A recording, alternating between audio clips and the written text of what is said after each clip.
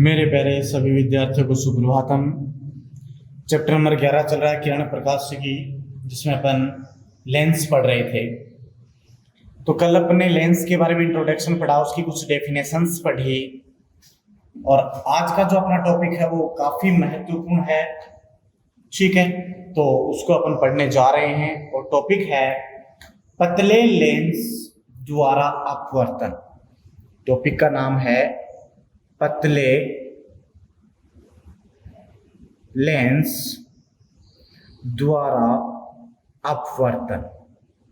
और यहां से एक इंपॉर्टेंट आपको फॉर्मूला मिलेगा जिसको अपन कहते हैं लेंस निर्माता सूत्र, लेंस मेकर फॉर्मूला।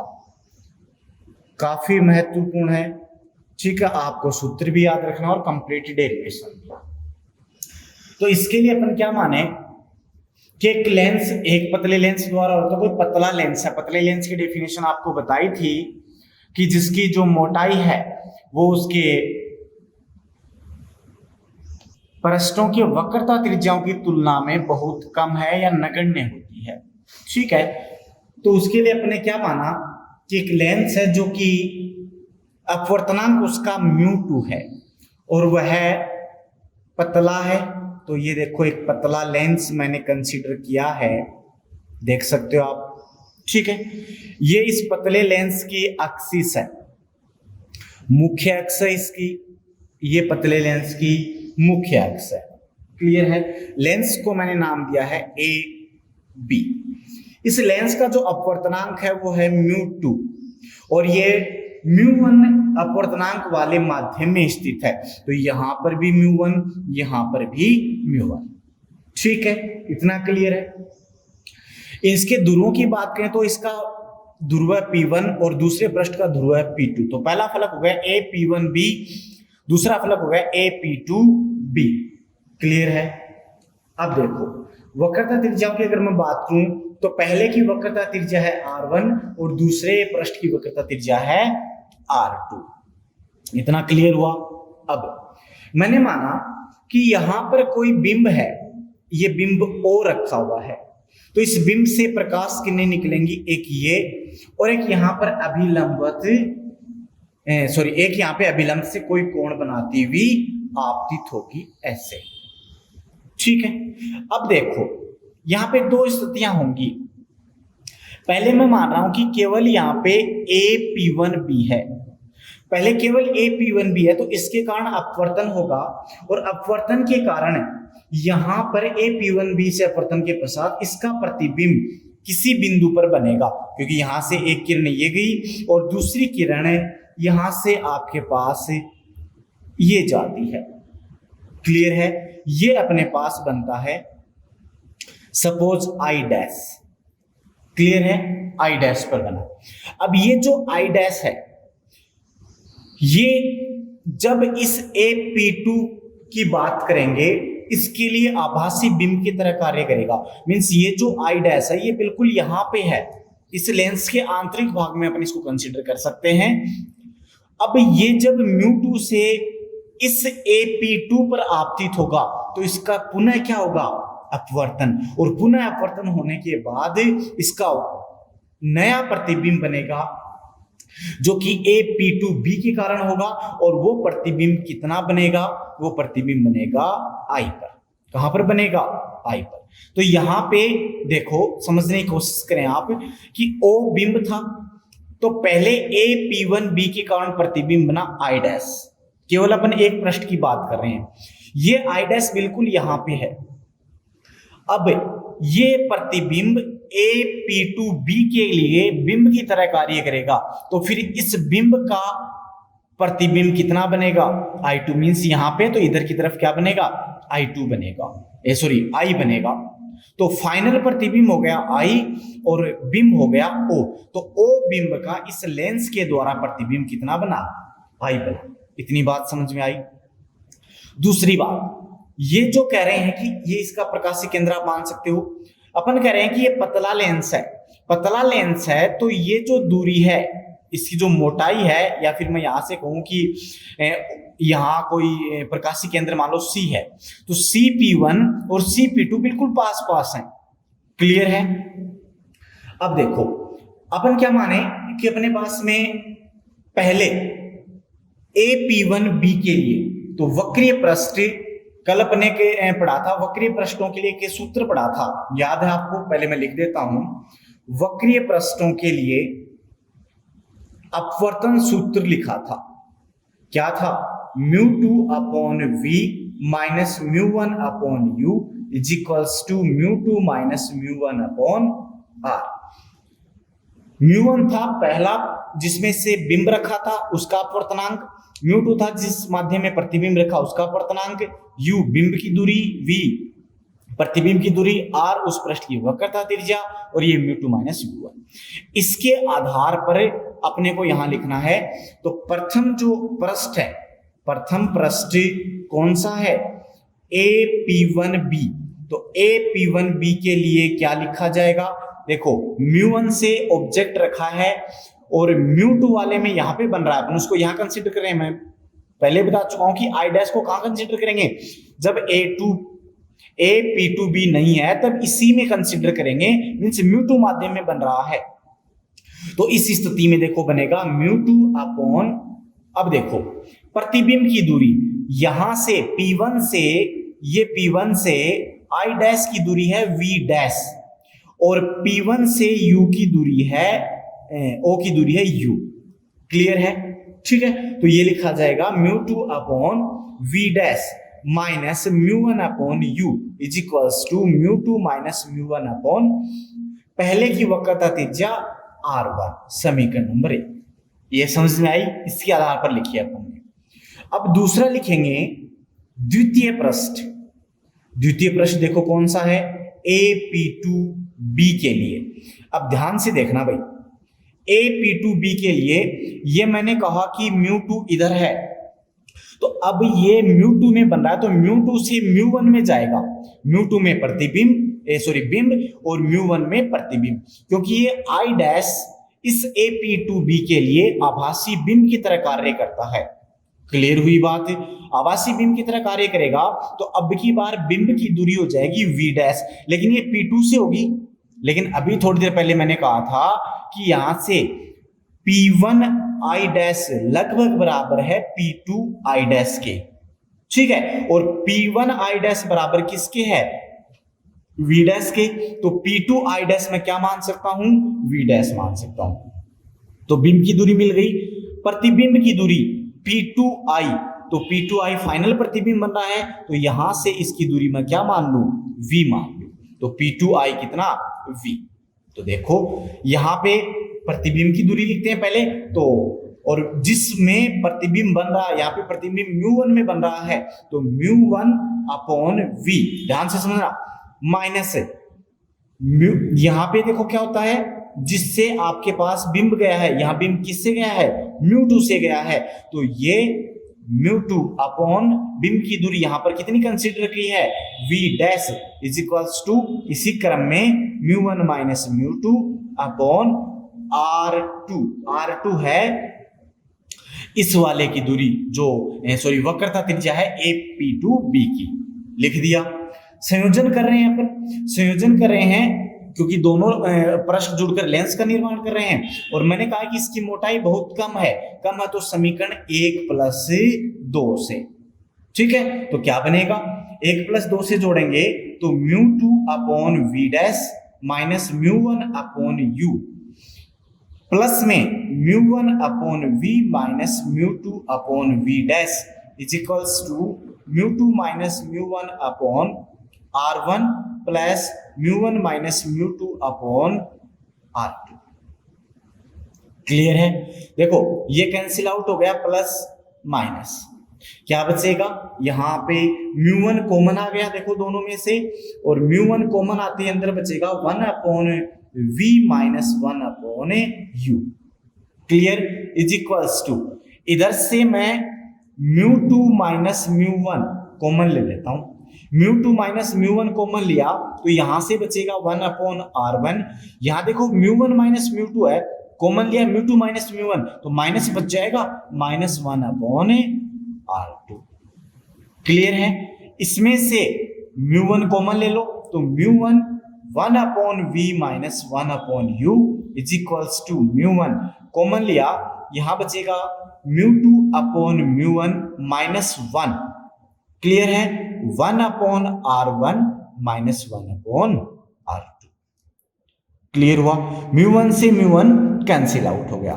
ठीक है, नेक्स्ट अपने पास क्या बचेगा देखो, 1 upon v minus 1 upon u is equals to μ2 upon μ1 minus 1 और 1 upon R1 minus 1 upon R2। ठीक है, लिखें इसको, लिखेंगे तो क्या बनेगा देखो, 1 upon v minus 1 upon u is equals to μ2 minus μ1 minus 1 और मल्टीप्लाई में 1 upon R1 minus 1 upon R2, समीकरण नंबर 3। क्लियर है? अब हम जानते हैं, पढ़ा अपने गोलीय पृष्ठों से परावर्तन अपवर्तन में कि जब आपके पास बिंब कहाँ रखा हो, फोकस पर अनंत पर रखा हो, तो बिंब कहाँ रखा है, बिंब यदि अनंत पर हो तो प्रतिबिंब कहाँ बनता है, प्रतिबिंब फोकस बिंदु पर बनता है, प्रतिबिंब फोकस पर बनता है।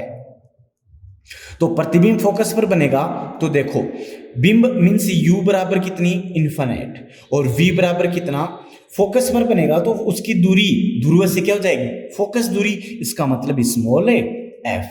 ये जब यहां रखे मैंने तो 1 upon f is equals to, क्योंकि 1 अपॉन इन्फिनिट तो 0 हो गया, क्या बचेगा, μ2 माइनस μ1 माइनस 1 और इनटू में 1 upon R1 minus 1 upon R2।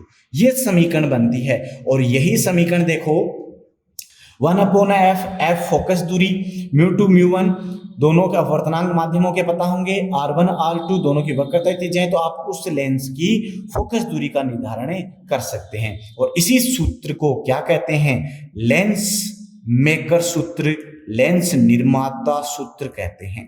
यही सूत्र क्या कहलाता है, लेंस निर्माता सूत्र कहलाता है। क्लियर हुई बात? तो लेंस निर्माता सूत्र समझ में आया। अब इस समीकरण देखो 3 और 4 से, 3 और 4 का देखो RHS इक्वल है क्या, RHS इक्वल है तो LHS भी क्या होगा, इक्वल होगा। इट मीन्स समीकरण 3 व 4 से क्या लिख सकते हो, 1 upon v minus 1 upon u is equals to 1 upon f। और इसे कहते हैं लेंस सूत्र, इसे क्या कहते हैं, लेंस सूत्र। ये तो है लेंस निर्माता सूत्र और ये केवल है लेंस सूत्र। आपको याद हो तो दर्पण सूत्र में यहाँ पे प्लस था, यहाँ u के साथ माइनस है, इतना ही फर्क है। ये दोनों लेंसों के लिए वैलिड होगा, उत्तल के लिए भी होगा और अवतल के लिए भी होगा। क्लियर है? नेक्स्ट इसी में आता है आवर्धन सूत्र, पहले भी आ चुका। आवर्धन सूत्र क्या होगा कि लेंस द्वारा प्रतिबिंब की ऊंचाई और बिंब की ऊंचाई का जो अनुपात है वो लेंस का आवर्धन सूत्र होगा। मतलब कितना आवर्धित करता है उसको m से लिखते हैं, m बराबर h डैश अपॉन में h डैश जहां प्रतिबिंब की दूरी ऊंचाई और h बिंब की ऊंचाई। क्लियर है? और यहां से ये भी लिखा था अपने v अपॉन u। ओके, अब इसमें चिन्ह परिपाटी क्या होती है देखो, चिन्ह परिपाटी की आवश्यकता पड़ेगी अपने को, बड़ी सिंपल है, वही है कि सभी दूरियां कहां से मापी जाएंगी, ध्रुवों से मापी जाती हैं और यहाँ पे लेंस में प्रकाशिक केंद्र से मापी जाती है। ठीक है, आने वाली किरणों की दिशा में दूरी होगी धनात्मक और आने वाली किरणों आपतित किरण की विपरीत दिशा में होगी ऋणात्मक। ठीक है, नेक्स्ट थी कि मुख्य अक्ष के ऊपर जो दूरियां होंगी वो धनात्मक, मुख्य अक्ष के नीचे दूरियां होंगी वो ऋणात्मक। ये भी क्लियर है। अब m का मान जो है वो कैसे होगा, m का मान यदि प्रतिबिंब आभासी व सीधा हो, आभासी व क्या हो, सीधा, तो m क्या होगा, पॉजिटिव। ठीक है, और यदि वास्तविक और वास्तविक के साथ में क्या बनता है, उल्टा, वास्तविक व उल्टा हो तो m क्या होगा, नेगेटिव। इतना क्लियर हुआ। दूसरा, यदि प्रतिबिंब बिंब से छोटा प्राप्त होता है, means h dash less than h, तो सिंपल सी बात है m लेस देन क्या होगा 1। यदि प्रतिबिंब बिंब के बराबर है तो m इज इक्वल्स टू 1, और यदि प्रतिबिंब बिंब से बड़ा है तो m ग्रेटर देन 1। ये चिन्ह परिपाटी और ये होंगे। क्लियर हुआ। नेक्स्ट अपने पास आता है लेंस की क्षमता। लेंस क्षमता बड़ी सिंपल है, इंपॉर्टेंट डेफिनेशन है। लेंस क्षमता क्या होगी कि कोई भी लेंस है अगर उस पर आपतित करवाएं प्रकाश किरणें तो वह लेंस द्वारा आपतित किरणों को मोड़ने की क्षमता या अभिसरित या अपसरित मीन्स उसको एक जगह केंद्रित करने की क्षमता या फैलाने की क्षमता को क्या कहते हैं, लेंस की क्षमता। सिंपल वे में आप ये कह सकते हो कि आपतित किरणों को मोड़ने की क्षमता, या फिर लेंस द्वारा आपतित किरणों को उसके मूल पथ से विचलित करने की क्षमता को लेंस की क्षमता कहते हैं। इसे अपन P से लिखते हैं, पावर। ओके, अब देखो इसके लिए डेरिवेशन कहें तो मैंने माना कि यहाँ पर एक लेंस है। देखो ये मैंने एक लेंस कंसीडर किया है। कौन सा है? उत्तल लेंस है। ठीक है, ये इसकी एक्सिस है। अब यहाँ पर कोई आपतित हो रही है प्रकाश किरण समांतर, तो जानी कैसे चाहिए थी? ऐसे। लेकिन ये इसको क्या करेगा, प्रिंसिपल जो एक्सिस है उसकी तरफ मोड़ देगा, और मोड़ेगा तो यहां मोड़कर इस बिंदु पर केंद्रित करेगा। तो इसने कितना मोड़ा, ये वाला जो एंगल है इसे डेल से लिखते हैं, और यही क्या होगी, इसकी लेंस क्षमता होगी। क्लियर है। अब देखो ये प्रकाशीय केंद्र O, ये A पॉइंट मान लिया, तो ये इसकी हो गई हाइट। तो यहाँ पे जो अपना त्रिभुज बना, देखो एकांतर कोणों से ये वाला एंगल भी कितना, डेल। तो यहां से मैं क्या लिख सकता हूं, यहां से मैं टेन डेल लिख सकता हूं। टेन बराबर क्या होता है, टेन इज इक्वल्स टू लंब बटे आधार। तो लंब तो AO हो गया मीन्स OA, और आधार कितना, OF। ठीक है, ये अल्प इसको मोड़ता है मीन्स डेल क्या है, अत्यल्प है, और डेल अत्यल्प होता है तो tan del approx equals to किसके, डेल के। तो यहां से डेल बराबर OA अपॉन OF। OA का मान रखो, OA क्या है, देखो OA यहां से कोई बिंब रखा हुआ था, उसकी ऊंचाई है कितनी, H, और OF क्या है, देखो फोकस बिंदु और प्रकाशीय केंद्र के बीच की दूरी क्या होगी, फोकस दूरी स्मॉल f। क्या होगी, स्मॉल f। तो यही आपके पास क्या बन जाता है, लेंस क्षमता बन जाती है। यदि h is equals to 1 metre हो, h इज इक्वल्स टू किस में हो, 1 मीटर हो, तो डेल इज इक्वल्स टू बनेगा 1 अपॉन f। f भी किस में होगी, मीटर में। इस बात का आप ध्यान रखना। तो ये होती है लेंस क्षमता, फोकस दूरी का व्युत्क्रम होती है। ठीक है, अगर यदि h मीटर में ना होकर किस में हो, सेंटीमीटर में हो, 100 सेंटीमीटर हो, तो डेल आपके पास बनेगा 1 अपॉन f ही होगा, बट ये किस में होगा, सेंटीमीटर में होगा। क्लियर है, इतनी बात समझ में आई। और इसका वेरी इंपॉर्टेंट मात्रक, लेंस की क्षमता का मात्रक होता है डायोप्टर। इसे D से लिखते हैं, क्या होता है, डायोप्टर होता है। ठीक है, और उत्तल लेंस के लिए, उत्तल लेंस के लिए लेंस की क्षमता पॉजिटिव, और अवतल लेंस के लिए लेंस की क्षमता नेगेटिव होती है। क्लियर है, ठीक है। और यहां से आप डेफिनेशन बना सकते हैं इसकी कि f यदि 1 मीटर हो, f कितनी हो, 1 मीटर हो, तो डेल बराबर कितना बचेगा, 1 डायोप्टर, अर्थात 1 मीटर फोकस दूरी वाले लेंस की क्षमता 1 डायोप्टर होती है। क्लियर है। तो ये लेंस की क्षमता छोटा सा टॉपिक था, काफी महत्वपूर्ण है। नेक्स्ट अभी अपने आपके कुछ डाउट्स थे चैप्टर नंबर 8 से रिलेटेड। चैप्टर नंबर 8 के कोई न्यूमेरिकल क्वेश्चंस थे आपके, उन न्यूमेरिकल क्वेश्चंस को अपन करते हैं। ठीक है, तो वो देखते हैं अपन अभी। देखो न्यूमेरिकल क्वेश्चन आपका था 1 सेंटीमीटर स्क्वायर अनुप्रस्थ काट क्षेत्रफल की एक लौह चुंबकीय पदार्थ की छड़ 200 ओरस्टेड के चुंबकीय क्षेत्र में रखने पर 3000 गाउस का चुंबकीय क्षेत्र उत्पन्न होता है। पदार्थ की चुंबकनशीलता एवं चुंबकीय प्रवृत्ति का मान ज्ञात करो। ठीक है, एक यहाँ पे आपको दिक्कत यह आई होगी कि एक नया मात्रक दे रखा है, ओरस्टेड। ओरस्टेड उस टाइम बताया नहीं था, अभी आपको बताएंगे। तो पहले तो दे क्या रखा वो देखो, क्षेत्रफल दे रखा 1 सेंटीमीटर स्क्वायर, इसको आप चेंज करेंगे तो 10⁻⁴ मीटर स्क्वायर। एक बात। दूसरा, 200 ओरस्टेड के चुंबकीय क्षेत्र में रखने पर, मतलब जिस चुंबकीय क्षेत्र में रखकर आप चुंबकित करते हो उसे आप चुंबकन क्षेत्र कहते हो, और उसे लिखते हैं अपन H से। तो H बराबर बना है 200 ओरस्टेड। क्लियर है? नेक्स्ट आपको दे रखा है कि इतना चुंबकीय क्षेत्र उत्पन्न हो जाता है, मतलब चुंबकीय प्रेरण। चुंबकीय प्रेरण को किससे लिखते हैं? बी से। कितना? 3000 गाउस। ये गाउस की फॉर्म में दे रखा है। पूछा क्या है? पदार्थ की चुंबकनशीलता मीन्स एक तो म्यू पूछा है और एक चुंबकीय प्रवृत्ति काई एम पूछी है। तो पहले तो अपन ये रिलेशन देखते हैं। ओरस्टेड क्या होता है? 1 ओरस्टेड, ये भी एक यूनिट होती है किसकी? चुंबकीय क्षेत्र की। और 1 ओरस्टेड इज इक्वल्स टू होता है 1 गाउस अपॉन म्यू नोट। याद रखना आपको, एक ओरस्टेड में 1 गाउस अपॉन म्यू नोट होते हैं। अब इसको मैं टेस्ला में चेंज करूं, ये सभी रिलेशन आप याद रख लेना।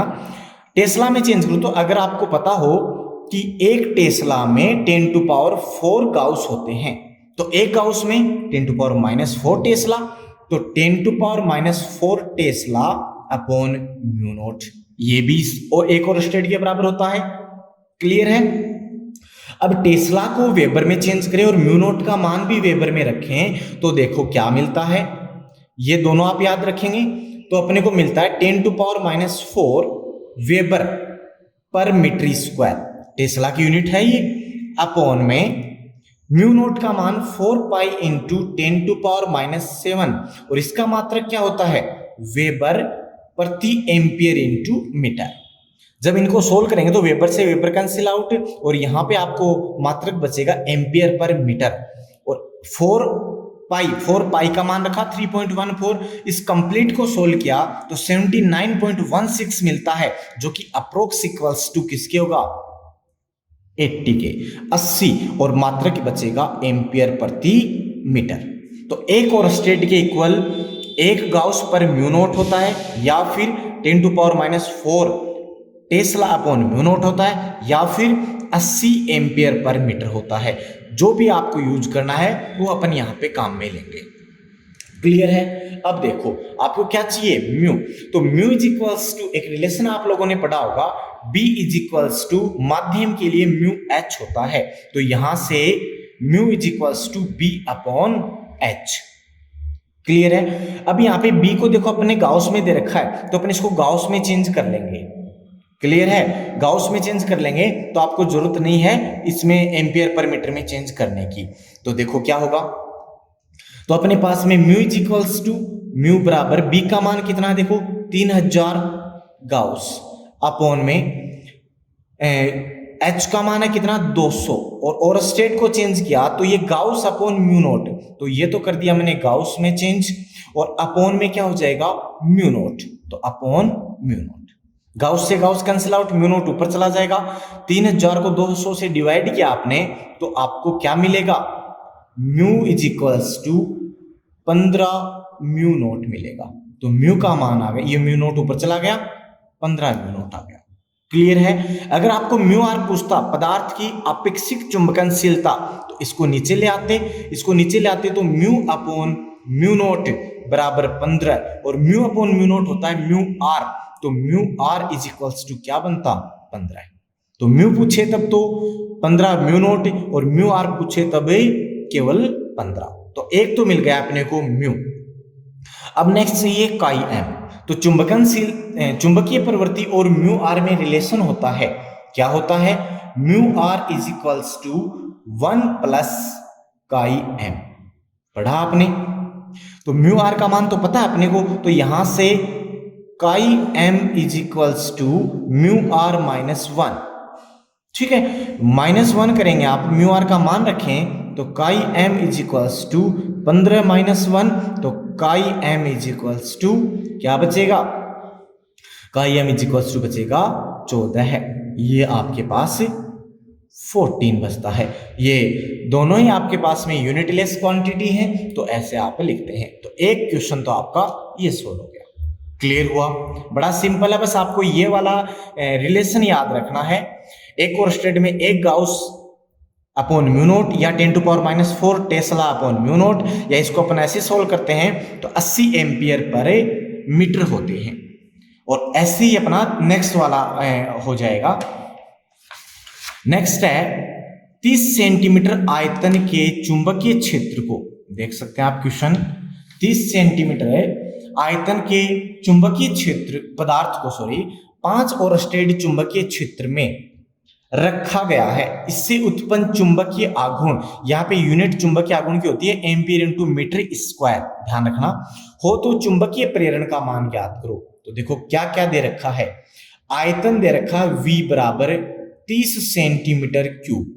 मीटर में चेंज करेंगे, मीटर में चेंज करेंगे तो 1 सेंटीमीटर इज इक्वल टू 10⁻², तो क्यूब है तो -6, तो 3 इंटू 10⁻6 मीटर क्यूब। क्लियर है?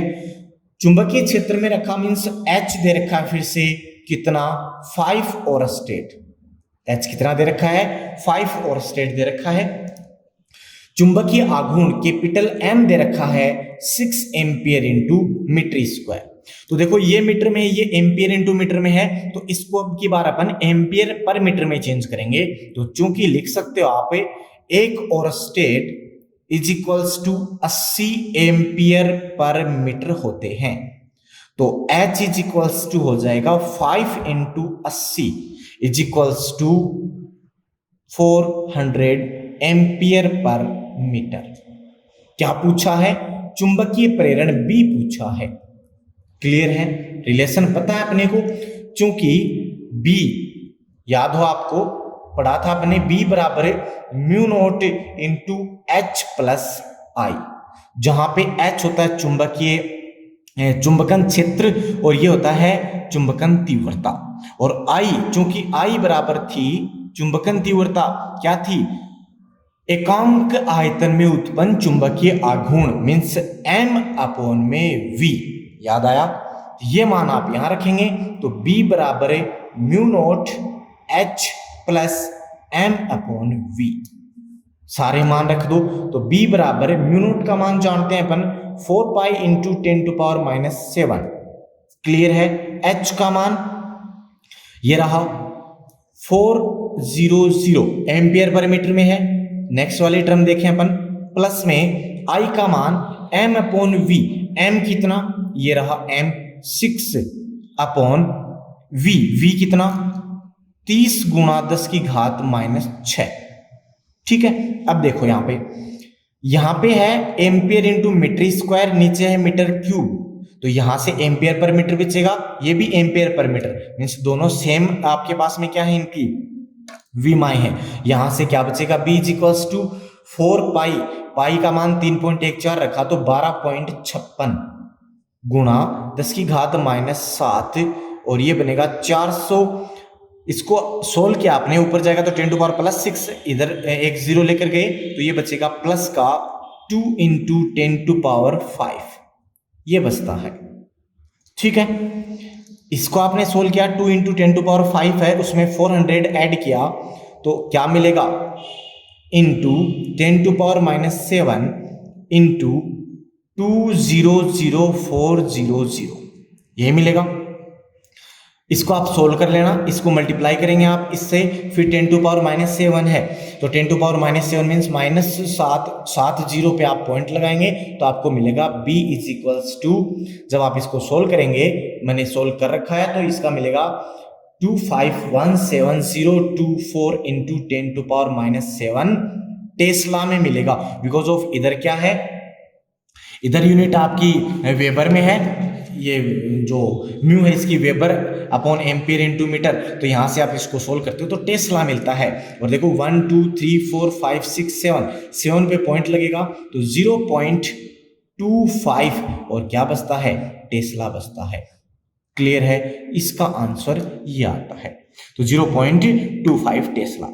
क्लियर? ये आपके दोनों न्यूमेरिकल्स कंप्लीट हो गए हैं। ओके, समझ में आए? वीडियो पसंद आ रहा है तो आप इसे लाइक करें, ज़्यादा से ज़्यादा शेयर करें। ओके, और जो भी और भी आपके डाउट्स हैं उनको आप कमेंट बॉक्स में कमेंट करके पूछ सकते हैं। ठीक है, धन्यवाद।